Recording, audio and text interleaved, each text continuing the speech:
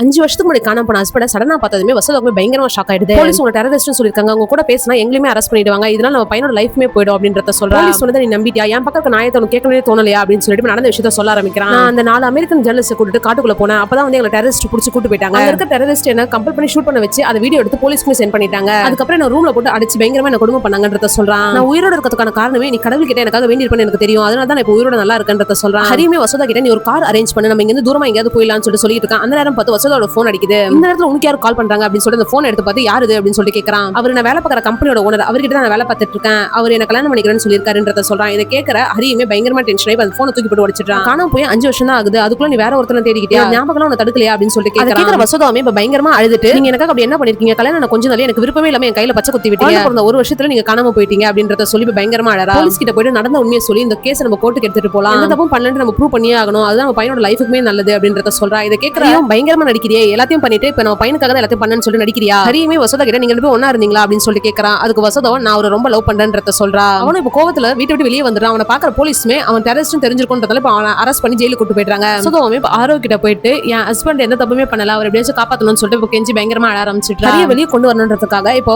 ஆரோவுமே home minister போய் meet பண்றான். Election வேற நெருங்குது, உங்களுக்கு எவ்வளவு டொனேஷன் வேணாலும் தரேன், ஆனா ஹரி எந்த தப்பும் பண்ணல, அவர் எப்படியா ரிலீஸ் பண்ணுங்கன்னு சொல்லிட்டு கேட்கறான். ஹோம் மினிஸ்டர் அவன் அரெஸ்ட் பண்ண சொன்னதே நான் தான், உங்களால ஒண்ணுமே பண்ண முடியாது, அவன் ரிட்டன் ஸ்டேட்மெண்ட்டே கொடுத்துட்டான், ஏன்னா போலீஸ் கிட்ட கேட்டுக்கோங்க அப்படின்னு சொல்றான். இப்ப அந்த போலீஸ்மே பண்ணாத தப்புக்கு பொறுப்பு எடுத்துட்டா என்ன ஆகுன்றத நான் ஹரி கிட்ட சொன்னேன், ஆனா இது எல்லாமே நான் வசதாக்காக தான் பண்ணேன், நீங்க 2 பேரும் ஹாப்பியா இருக்கணும்ன்றதுக்காக தான் அவர் ஜெயிலுக்கு போறாருன்றத சொல்றாரு. கேட்கிற வசதாக்குமே ஒரு மாதிரி ஆயிடுது. அங்க இருந்து வெளியே வந்துட்டாங்க. இப்ப வசதாவும் ஆரோ கிட்ட ஹரியை இப்படி கஷ்டப்படுத்திட்டு நம்ம 2 பேரும் எப்படி ஹாப்பியா இருக்க முடியும், இதெல்லாமே விட்டுறலாம் அப்படின்னு சொல்லிட்டு சொல்லிடுறா. ஹரியோட கேஸ்மே இப்ப கோர்ட்டுக்கு வருது. இப்ப ஹரிக்கு தூக்கு தண்டனையுமே கொடுத்துட்டாங்க. வசதாவும் ஹரி கிட்ட நீங்க எதுவுமே பேசாம அமைதியா இருந்துட்டீங்க, நடந்த உண்மையை சொல்லிருக்கலாம்னு சொல்லி பயங்கரமா அழறா. இதெல்லாம் பாக்குற இந்த இன்ஸ்பெக்டருமே இப்ப ஆரோவை கூப்பிட்டு பேசுறாரு. வசதா ஹாப்பியா இருக்கணும்ன்றதுக்காக தான் ஹரி ஜெயிலுக்கு போறான்னு நினைச்சான், ஆனா அது எதுவுமே உண்மை கிடையாது, வசதாவை பழி வாங்கணுன்றதுக்காக தான் அவன் ஜெயிலுக்கு போகவே முடிவெடுத்தான். ஹரியை மீட் பண்றதுக்காக டெய்லி வசதா வருவாங்க, ஆனா ஹரி வசதாவை ரொம்ப கேவலமா ட்ரீட் பண்றான். ஆக்சுவலா ஹரி இப்படி பண்றதுக்கான காரணமே அவன் செத்ததுக்கு அப்புறம் வசதா அவங்க கூட ஹாப்பியா இருக்க மாட்டான்னு எனக்கு ரொம்ப நல்லாவே தெரியும், அதனால தான் இந்த விஷயத்தை அவன் பண்ணிட்டு இருக்கான்றத சொல்றான். ஹரி தப்பு பண்ணலன்னு ப்ரூவ் பண்றதுக்கு இன்னும் சான்ஸ் இருக்கு. அவர் இருந்த ஃபாரஸ்ட்குள்ள ஒரு டீச்சர் ஒருத்தர் இருக்காராம், அவர்கிட்ட ஏதாச்சும் இன்ஃபர்மேஷன் கிடைக்குதான்னு சொல்லிட்டு பாருங்க அப்படின்றத சொல்றாரு. அங்க இருக்க ஆரோவுமே அந்த காட்டுக்குள்ள போயிட்டு அங்க இருக்க டீச்சர் கிட்ட வீடியோவை வாக்குமூலம் வாங்கி அவனோட லாயருக்கு அனுப்பி வைக்கிறான். அவங்களுமே இப்ப அங்க இருந்து கிளம்பிடுறாங்க. அவன் ஃப்ரெண்டுமே இப்போ